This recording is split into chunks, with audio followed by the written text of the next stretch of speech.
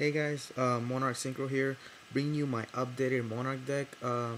Last one I did was okay, but I wasn't really taking into consideration it was not as competitive as I wanted it to be. So I pretty much ran some ideas through my head, and I realized that this build that I came up with right now, it's a lot faster, and it counters a lot the next meta, which is gonna be GVs and Blackwings, and that's what you need pretty much in a Monarch deck to counter the next meta and have enough time to set up your place. So this is my new Monarch deck, pretty much sped up, like and a lot more deadly if you want to call it. I made it pure Monarch, so no goers, none of that stuff. No dark arm. I don't want dead cards in my hand, especially with Allura 2. You don't want dead cards like Gores and sometimes Dad being in the hand without being able to get rid of. So, without further ado, these are the lineup with the monsters first. We have the main Monarch, which is obviously Kai's main removal. I mean, he's gonna be sick this format. People are gonna get pissed with this card so much. Next Monarch, two Risas to spend stuff.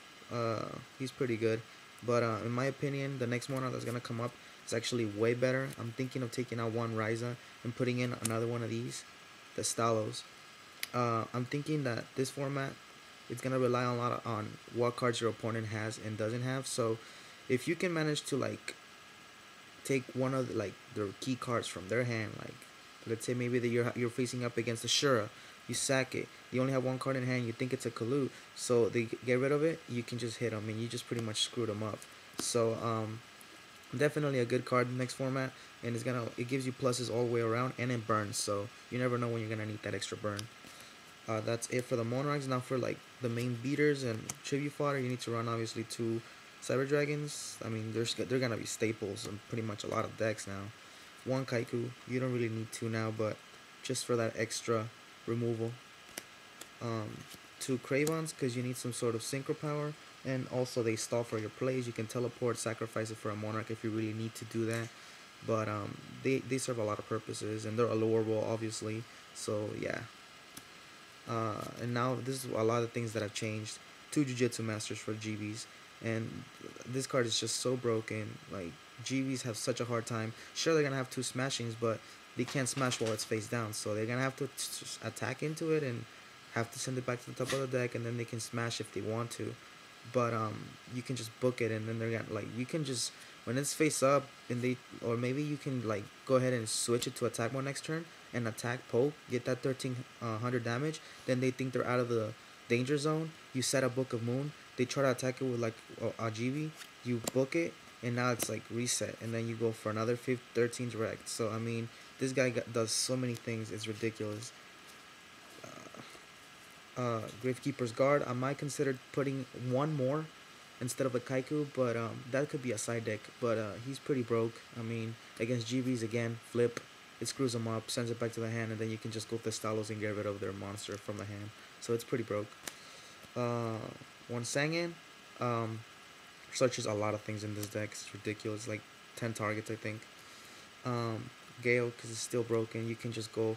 It's always good to go Special Summon Cyber, bring out the Gale, Shrink, Tac, and then sync out for Stardust or whatever you need against whatever you're facing. Spirit Reaper, this card is so broke. I mean, if you can bring this out soon, like early game, and then keep your tribute fodder going, and keep just bouncing cards or taking cards away from their hand, and then getting rid of their field, and then just keep poking with this guy. I mean, it's gonna be game for them.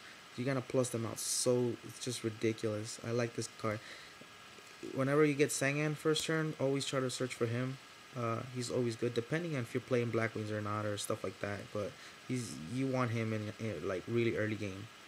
Chiworm Frog, because he pretty much gives you free Monarchs. Who doesn't want free Monarchs? Yeah. And one Dandelion just for that extra token, tribute fodder. You never know when you're gonna need it. Teleport for the magic cards. You run the teleport engine, obviously. One Book of Moon. Standard, I mean, one is good enough. One Smashing is gonna be staple-ish now.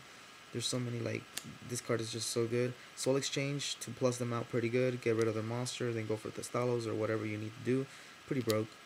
One Allure, since you can only run one, but you still need some sort of speed. You got 10 darks, so you can run it easily. Pretty much a staple now. My body with 3 smashings and so many things that destroy. You need a my body, even maybe 2. I'm citing 1 because I'm sure that there's gonna be a lot of destruction with 3 acres, stuff like that. JD, Celestia, you name it. MST, Staples, Brain Control should have been banned a year ago, but whatever. Heavy Storm, another staple, and that's it for the magic cards. For traps, Call the Haunted. Such a good card. You can bring back your Cravons and Phase, and then sync with your Monarch, and then go Stardust or Colossal or Red Dragon, depending on what you're facing. But it's pretty good. Again, more tribute fodder for your you can go chain Call the Haunted to their MST, bring back Sangan, get their search. Pretty broke. Bribe, then because I don't like Solemn now. In this format, I don't think Solemn's gonna be good at all, and it's important to keep your life points at 8,000, or you'd never want to have them. So Bribe, I mean, you don't have to worry about their monsters so much, because like you can just remove them or spin them or whatever you need to do. But Bribe, I'd rather have them +1 than me go half my life points. I don't want to lose because it's easier for them to OTK. So Bribe is gonna be better this format, I think. Trap Dust Shoe because it's broken and it should be a staple in this format. It wins games, period. Mirror Force because, yeah, you need to destroy their monsters. Deep Prison, it's a good tech. Get rid of their Stardust, get rid of their Colossal, get rid of anything. It's just amazing. Torrential, staple, pretty much. Staples, 2 bottomless trap holes for everything that gives you trouble. And then this is like what I added. It's so anti-Blackwing and obviously anti-JV. Threatening Roar allows you to stall for your plays and then sack for a Monarch. It's such a good card. It's ridiculous. And then these are like my 2 techie cards, I guess, if you want to call it.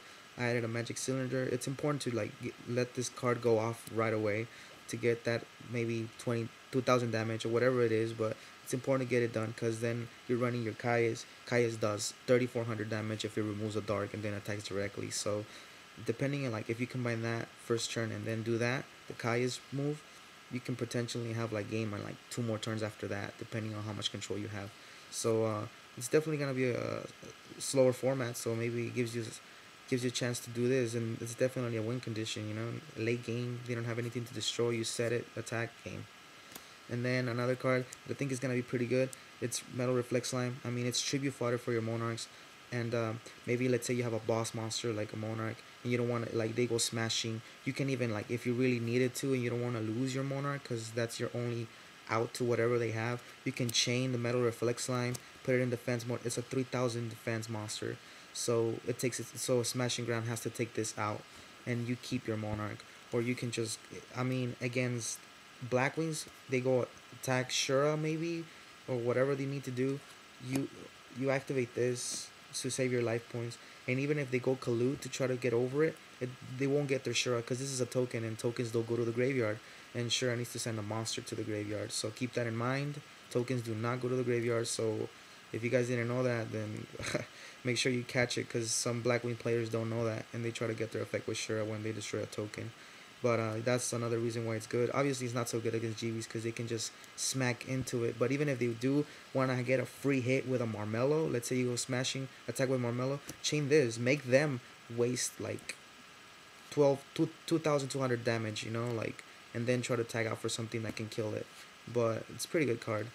Yeah, guys, that is it. The Synchro deck is the same as the last one. It's faster. It's got a lot more outs to the next meta. I've tested it out. It draws pretty good. But yeah, guys, that's it. Comment, rate, subscribe, and I'll talk to you guys later.